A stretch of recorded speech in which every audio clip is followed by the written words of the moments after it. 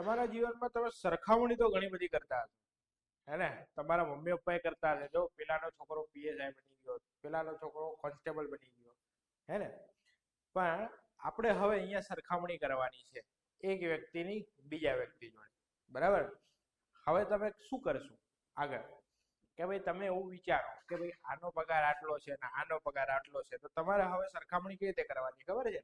હવે તમારે સરખામણી કરવાની કે આનો પગાર આનાથી કેટલા ટકા ઓછો છે, એનો પગાર બી થી કેટલા ટકા વધારે છે. આવું બધું તમે કરતા શીખવાનું છે, બરાબર? ડેલી લાઈફમાં પણ તમે આ જ વસ્તુની સરખામણી કરતા જો ટકાવારીમાં થઈ ગયા તો એક્ઝામમાં તમે સેકન્ડોમાં દાખલા ઉડાવશો. તો સ્વાગત છે તમારું સફળ એકેડેમી ફોર જીપીએસસી માં. આજે આપણે જોવાના છીએ ટકાવારીની સરખામણી, બરાબર છે? તો એનો આપણે કોન્સેપ્ટ અહીંયા જોઈશું કે કઈ રીતે આપણે ટકાવારીની સરખામણી કરી શકીએ છીએ, બરાબર? ઓકે, તો લાસ્ટ વિડીયોમાં તમને મેં શીખવાડ્યું હતું કે ભાઈ કોઈક વસ્તુ 100% થી 20% વધી જાય એટલે કે એ 120 બની જાય, બરાબર છે?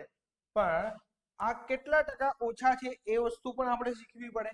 તો જો એક તો આ 20 ઓછી છે અને કેટલાથી 120 થી આ 20 ઓછી છે, એટલે 120 થી આ 20 ઓછી છે, એટલે કે અહીંયા તમે ઉડાડશો એટલે કે જવાબ આવશે અહીંયા 2 વડે ઉડે એટલે 1/6. 1/6 ને આપણે શું કહીએ છીએ તો કે ભાઈ 16.66% કહીએ છીએ, અથવા તો 67%, અથવા તો 16.2/3, બરાબર?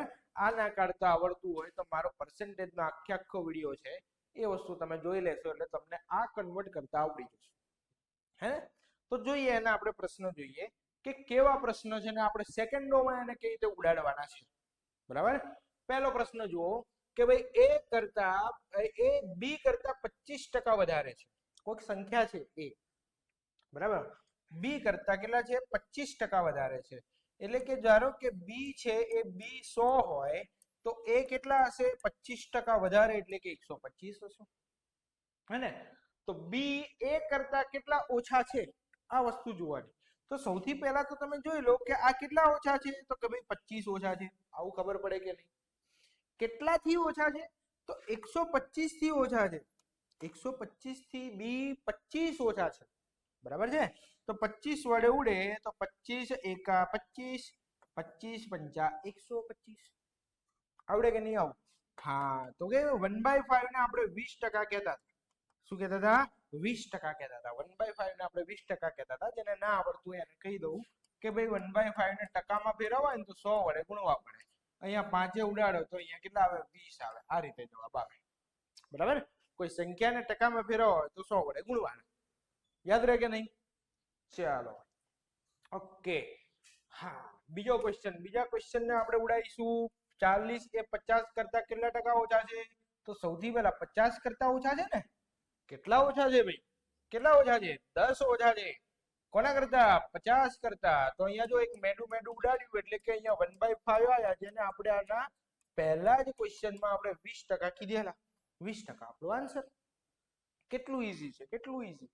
જોતા જ ખબર પડે કે ભાઈ આ 10/50, 10/50 એટલે 1/5.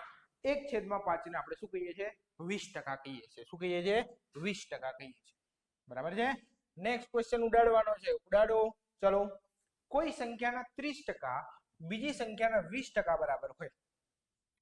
હવે આ બંને તો ખબર નથી, બંનેને આપણે એ અને બી લઈ લઈએ. એના 30%, આવું તમારે વિચારવાનું, હો, લખવાનું નહીં ભાઈ, બરાબર છે? આ તમને શીખવાડવા માટે લખું છું. બીજી સંખ્યા બી છે આપણા જોડે, એના કેટલા ટકા બરાબર છે? 20% બરાબર છે. કેટલા ટકા બરાબર છે? 20% બરાબર છે. હવે આવું ફોર્મેશન આવે ને, અહીંયા ના છે, નાને તમે ગુણાકાર લઈ લો. નાને તમે શું વિચારી લો? ગુણાકાર, બરાબર છે? તો આવું આવે એટલે કે તમારે ટકાવારીથી ટકાવારીને તમારે પહેલા જ ઉડાવી નાખો, બરાબર? હવે જુઓ, અહીંયા હામે મેડું ઉડે કે નહીં? હા, તો હવે અહીંયા અનુપાત એટલે કે અહીંયા થાય ગુણોત્તર. અનુપાતને શું કહેવાય? ગુણોત્તર કહેવાય. શું કહેવાય? ગુણોત્તર. તો અહીંયા બી ને અહીંયા નીચે લઈ આવું તો a/b. તો 2 અહીંયા ને અહીંયા જ રહેશે ને નીચે આવશે 3. ઘણા લોકો શું ભૂલ કરે ખબર છે કે ભાઈ અહીંયા 3/2 લખે. ના, એવું આવે નહીં. તો આ રેશિયો કેટલાનો બન્યો ભાઈ? 2/3 નો બન્યો. શું બન્યો? 2/3 નો. આપણો આન્સર આવશે એ. ખબર પડે કે નહીં? આ વસ્તુ તમારે કરવાની. ના હોય તો ના એટલે કે અહીંયા ગુણાકાર લખવાનો, ટકા સામે ટકા ઉડે, મેળા સામે મેળું ઉડે, બરાબર છે. પછી તમારે અંશ અને છેદમાં લઈ જવાનું. આટલી ઈઝી વસ્તુ છે, આટલી ઈઝી વસ્તુ આ દાખલો, બરાબર છે. તમે આને શું કરો છો તો તમે આને હાર્ડ બનાવો છો. કઈ રીતે? તો ટ્રીક લાઈને. ટ્રીક કશું હોતી નથી, બેઝિક તમારે શીખવાનું. એ બી કરતા કેટલા ટકા વધારે છે?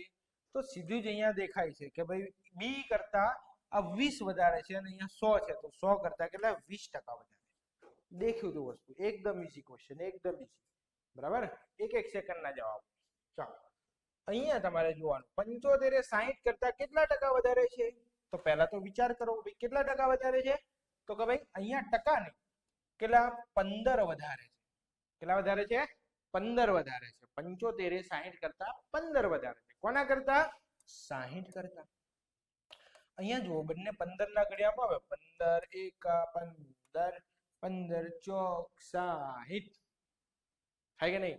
1/4 ને આપણે શું કહીએ છીએ? તો 1/4 ને આપણે 25% કહીએ છીએ.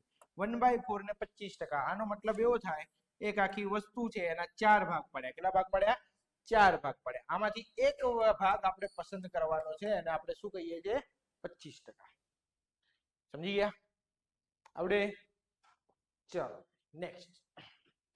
હા, ઉડાવ. એ બી કરતા 40% વધારે હોય અને સી એ કરતા 20% ઓછું હોય, બરાબર છે. તો સી બી કરતા કેટલા ટકા વધારે કે ઓછું હશે? આવો પ્રશ્ન છે. એટલે આપણા જોડે 3 વસ્તુ છે. કઈ છે? એ બી સી. ચલો પહેલું વાક્ય વાંચો. એ બી કરતા 40% વધારે છે, તો બી કરતા 40% વધારે એટલે કે આ 140 થવાના. હા કે ના? થાય કે નહીં? ચાલો. સી એ કરતા 20% ઓછા છે. હવે આના 20% મારે કાઢવા છે. 20% શું કરવા છે? કાઢવા છે. કઈ રીતે કાઢીશ? તો કે ભાઈ આ 140 ના 10% કેટલા થાય? તો 10% થાય, આના 14 થાય, હે ને? એક 0 આપણે ઉડાવી નાખો. 20% કાઢવા હોય તો 14 દુ 28, ડબલ કરી નાખવાના. એટલે કે 28 ઓછા છે. આમાંથી તમે 28 કાઢી નાખો ને, એટલે પેલા 20 કાઢો, 120 ને બીજા 8 કાઢો એટલે કે 112. તો 112 થાય. રિલેશન કોનો પૂછ્યો છે? કે સી બી કરતા કેટલો ઓછો કે વધારે છે? તો સી વધારે છે. કેટલો વધારે છે? 12. 100 કરતા 12 વધારે છે એટલે આ 12% જ કહેવાય. એટલે કે 12% શું છે? વધારે છે. જવાબ શું આવે? 12% વધારે છે. સમજી ગયા કે નહીં? આવડે કે નહીં? ચાલો નેક્સ્ટ જોઈએ. નેક્સ્ટ ફટાફટ જો, કોઈ સંખ્યાનો 30% બીજી સંખ્યાના 45% બરાબર છે, તો પહેલી સંખ્યા બીજી સરખામણીમાં કેટલા ટકા ઓછી છે?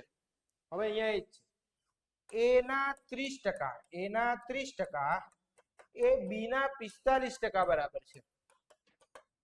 આવું લખી દેવાનું. એક સંખ્યા બીજી સંખ્યા માટે એ અને બી નો આપણે યુઝ કરવાનો. ટકાથી ટકા જતા રહ્યા. 15 ના ઘડિયામાં આવે, 15 દુ 30, 15 તરી 45, બરાબર. તો રેશિયો મેળવવાનો છે એ ના છેદમાં બી છે, બરાબર. તો એ કેટલો આવશે? તો એ અહીંયા 3, સામે 3 એમને રહેવાના, 2 ક્યાં આવશે? છેદમાં આવશે, બરાબર છે. તો પ્રથમ સંખ્યા કેટલી ઓછી છે? પ્રથમ સંખ્યા બીજી સરખામણીમાં કેટલી ઓછી છે? ઓછી ના આવે, અહીંયા વધારે આવે. જો કેટલી આવે? વધારે. કેટલી વધારે છે? તો કે ભાઈ 1 ભાગ વધારે. 2 માંથી 1 ભાગ વધારે છે એટલે 50% વધારે છે. 50% વધારે છે, બરાબર. એવું કે ભાઈ બીજી સંખ્યા પહેલી સંખ્યા કરતા કેટલી ઓછી છે? તો 3 ભાગમાંથી 1 ભાગ ઓછો છે. જો આ 3 ભાગ બરાબર છે, એમાંથી આ 1 ભાગ ઓછો છે. તો તમારો જવાબ શું આવે? તો 33.33% અથવા તો 33.1/3. જો બીજી સંખ્યા ઓછી બતાવી હોય, ઓછી જ છે. કેટલી ઓછી છે? તો ભાઈ 33.33. પહેલી સંખ્યા કેટલી વધારે છે? તો કે ભાઈ 50%, બરાબર છે. ઓકે, અહીંયા કઈક ગડબડ થઈ હશે, જોઈ લેવાનું, બરાબર. મેં બંને વસ્તુ તમને કહી દીધી, બરાબર. ઓકે, લાસ્ટ દાખલો જો. એ નું વજન બી કરતા 20% વધારે છે. એનું વજન બી કરતા 20% વધારે છે. બી નું વજન સી કરતા 25% ઓછું છે. તો ચલો એ લખું, બી લખું, સી લખું. એનું વજન બી કરતા 20% વધારે છે, તો અહીંયા 100 અહીંયા લખું. તો એનું 20% વધારે એટલે કેટલું થવાનું? 120 થવાનું. બરાબર છે. પછી બી નું વજન સી કરતા 25% ઓછું છે. હવે આના 25% કાઢવા એટલે ચોથો ભાગ કાઢવાનો. ચોથો ભાગ આનો કાઢો એટલે કેટલા થાય? 30 આવે. 4 વડે ભાગી દેવાનું. બરાબર? 30 ઓછા છે. સી છે એ કરતા કેટલા ઓછા છે? 30 ઓછા છે એટલે કે જવાબ શું આવે? 90. તો સી નું વજન કેટલા? 90% થયું 100 ની સરખામણી. બરાબર? તો અહીંયા એ કરતા સી કેટલા ટકા વધારે છે? અહીંયા પ્રશ્નમાં ગડબડ થઈ જાય, આગળ પાછળ કંઈક થયું લાગે છે. બરાબર? અહીંયા પ્રશ્ન છે કે ભાઈ બી સી કરતા કેટલા ટકા ઓછો છે? આવો પ્રશ્ન આવે તો આ કેટલા ટકા ઓછો થાય? તો કે ભાઈ 10% ઓછો થાય. કેટલો ઓછો થાય? 10% અહીંયા ઓછો થશે. બરાબર છે? અહીંયા ઓપ્શન આપણે ગડબડી કે થઈ છે તો એ જોઈ લેવાનું. આપણે પ્રશ્નથી મતલબ પ્રશ્ન આપણો આવવો જોઈએ. બરાબર છે? ચાલો, તો આવા ક્વેશ્ચન તમારા આવશે પીએસઆઈ કોન્સ્ટેબલ ની અંદર. બરાબર? આ લેવલના ક્વેશ્ચન આવશે. આનાથી પણ હાર્ડ લેવલના હું લાવીશ. તો કદાચ એવા જો ક્વેશ્ચન આવી જાય તો તમારે સહેજ પણ એમાં ગભરાવાની જરૂર પડે નહીં. જો આ તમે કરી લીધો ને આવો દાખલો આવી જાય તો હવે તમારા માર્ક્સ આવે કે નહીં કમેન્ટ સેક્શનમાં લખાઈને જણાવવાનું. બરાબર? અને સબસ્ક્રાઇબ કરો સફલ એકેડેમી ફોર જીપીએસસી ચેનલને. આવા ને આવા ક્વેશ્ચન લેવા જોવા માટે, ભણવા માટે અને આગળ વધવા માટે. બરાબર? આજના માટે આટલું રાખીએ. જય હિન્દ.